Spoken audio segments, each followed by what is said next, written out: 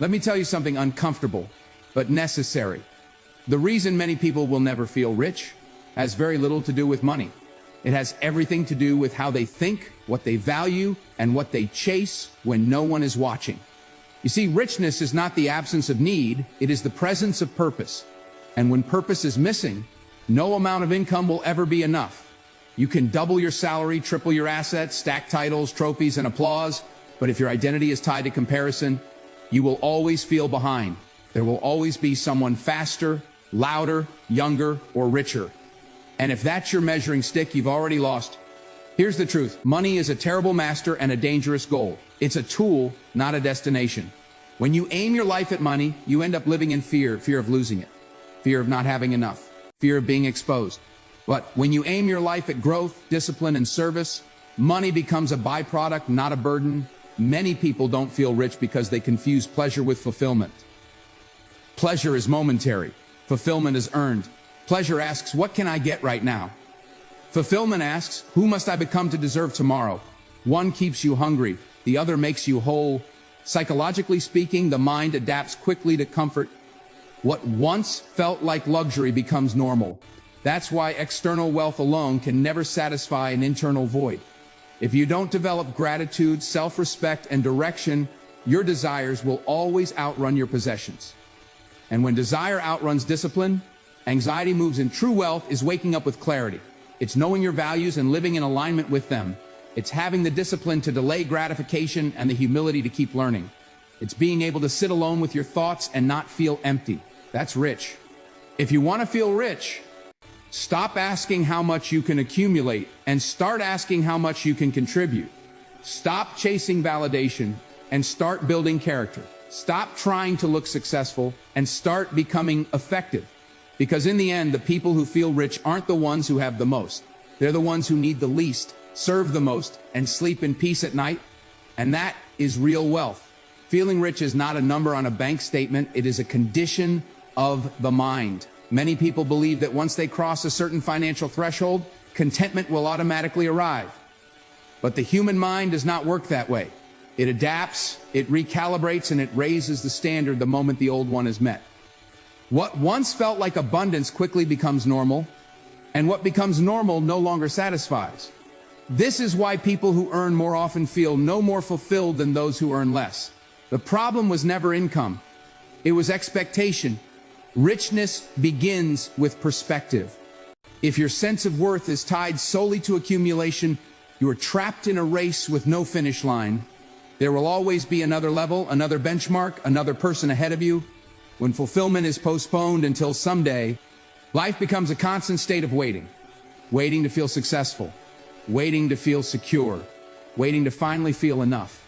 And in that waiting, peace is quietly sacrificed. A wealthy mindset understands that money is a resource, not an identity. It is something you manage, not something that defines you. When people feel poor despite having more than enough, it is usually because they lack gratitude and clarity. Gratitude grounds you in what is already present, while clarity reminds you why you are doing what you do. Without these, even abundance feels like scarcity, because the mind is always focused on what is missing instead of what is meaningful. Psychologically, the brain rewards progress more than possession. Growth creates satisfaction, stagnation creates frustration. When your life is built around learning, contribution, and discipline, a quiet confidence develops, one that does not depend on applause or comparison. That confidence is often mistaken for wealth, but it is something far more powerful: self-respect. To feel rich, you must redefine success internally before you ever experience it externally. You must know when you have enough, or you will never have enough. You must learn to value time, peace, and integrity as much as money, or money will always feel insufficient. Richness is not about how much comes in. It's about how grounded you feel when nothing is coming at all. When your mindset is rooted in purpose and appreciation, wealth becomes a companion, not a craving. And that is when you stop chasing the feeling of being rich and finally start living it. Comparison is one of the most destructive habits of the modern mind. It quietly steals joy, distorts reality, and convinces intelligent people that they are failing when, in truth, they are simply on a different path.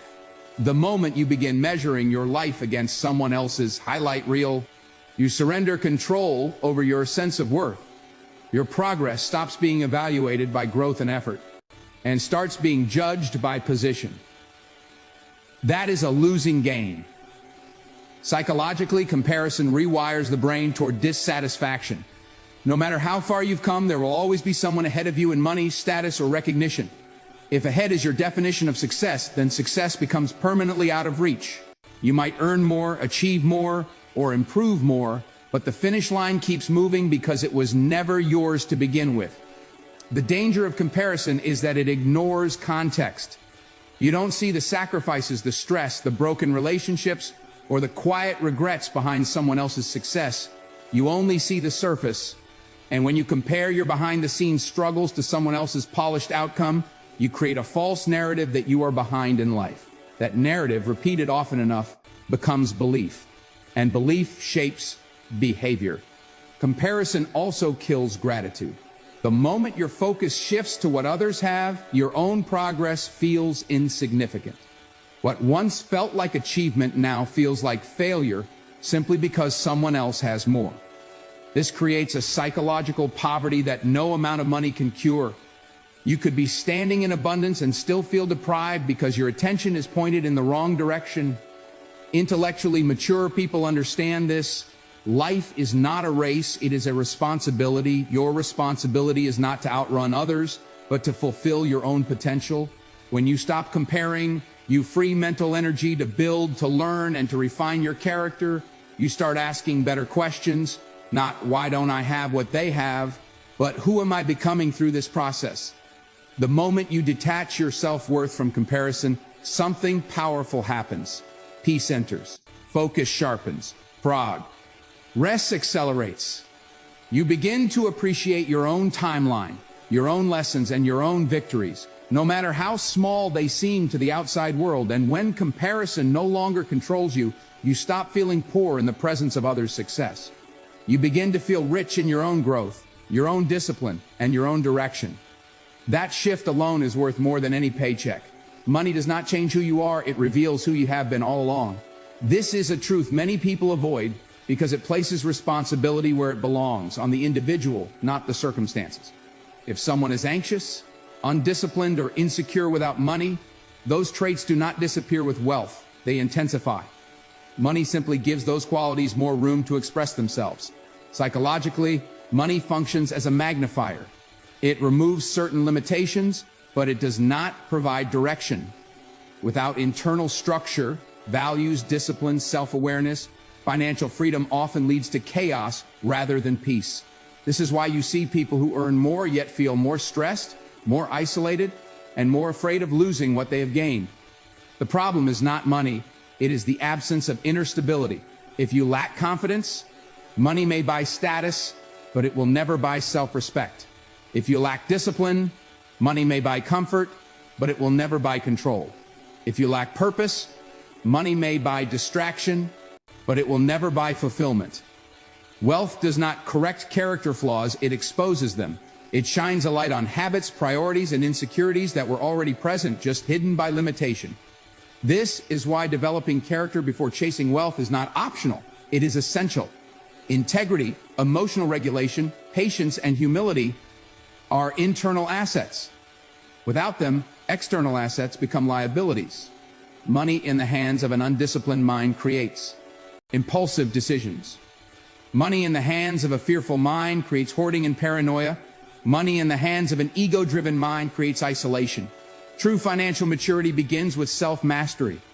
When you learn to manage your time, your emotions, and your impulses, you are already practicing wealth. Long before money enters the picture, at that point, money becomes a tool that serves your values instead of a force that controls your behavior. People who feel rich understand this deeply. They do not look to money to fix their problems or define their worth. They see it as an extension of who they are becoming. When character leads, money follows with less friction and fewer regrets. So if you want wealth to bring peace instead of pressure, build yourself first. Strengthen your mindset, refine your habits, and clarify your purpose.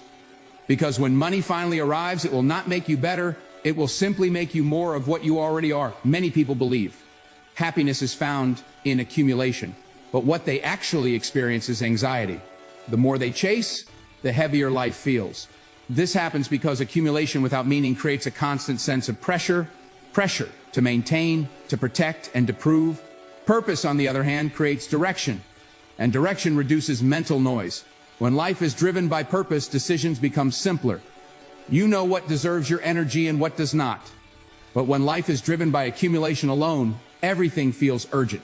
Every opportunity looks like a threat or a shortcut. Psychologically, this keeps the nervous system in a state of alert, always scanning for more, always afraid of missing out.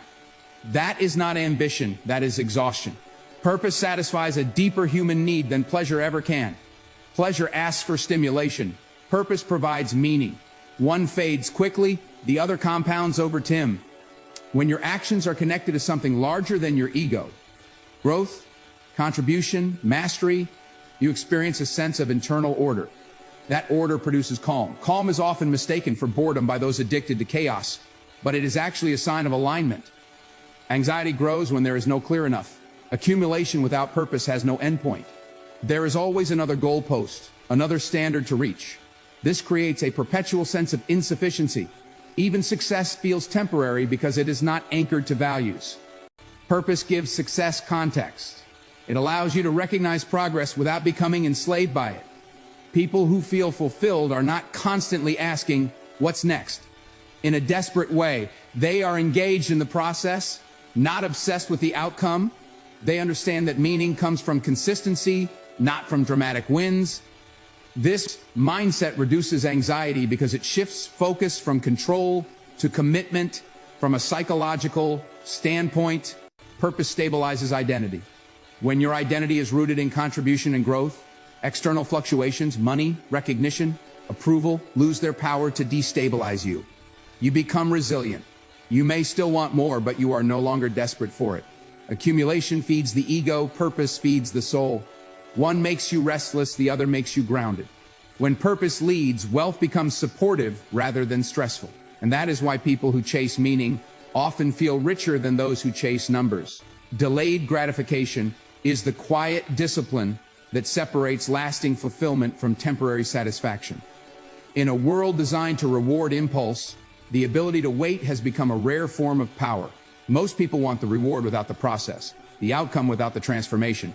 But psychologically, the mind values what it earns far more than what it receives easily. What company? Too fast rarely stays long. When you delay gratification, you are training self-respect. You are telling yourself that your future matters more than your present urge. This creates internal trust, the confidence that you can rely on your own decisions. That trust is foundational to any form of real wealth. Without it, money slips through your hands because there is no structure holding it in place. Service plays a critical role in this process. When your actions are rooted in contribution rather than consumption, your perspective expands. You stop seeing life as a transaction and start seeing it as a responsibility.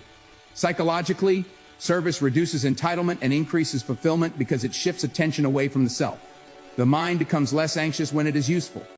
People who feel rich understand that value precedes reward. They invest time, effort, and energy before expecting returns.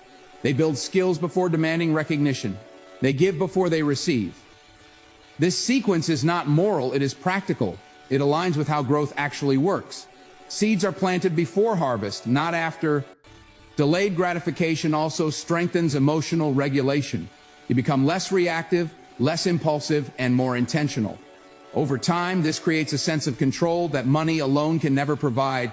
Control over your habits, your responses, and your priorities is a form of wealth that cannot be taken from you. Service reinforces this discipline by reminding you that success is not isolated.